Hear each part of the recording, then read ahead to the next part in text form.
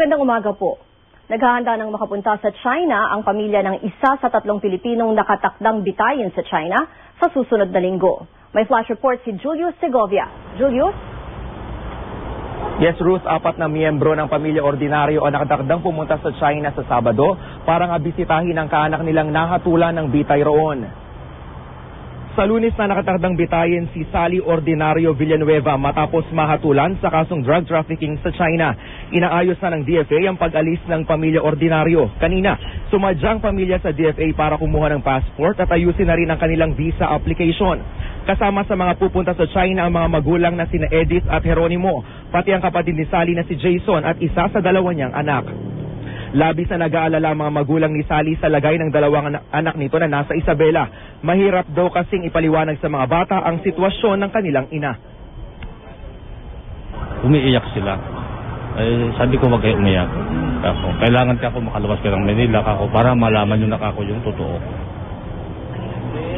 Kwento ni Mang Jeronimo, ang recruiter sa Isabela na nagpadala kay Sally ng bagaheng kargado ng droga ang dapat daw na mahuli.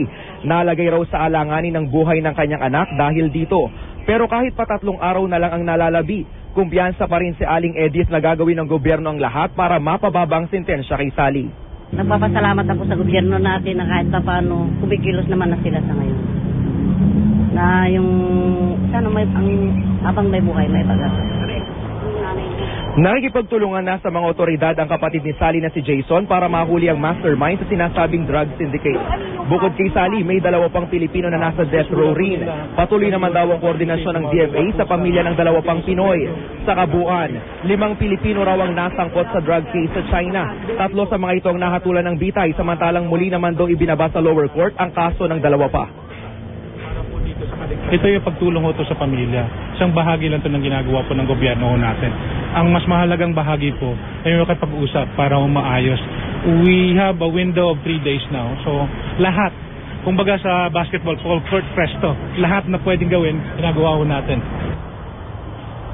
Sa ngayon, humihiling ng dasal ang pamilya ng 3 Pilipino para sa kaligtasan ng kanilang kaanak. Yan muna ang latest mula rito sa DFA. Balik sa iyo, Ruth. Maraming salamat, Julius Segovia. Mula sa Tahanan ng Katotohanan, ako po si Ruth Cabal.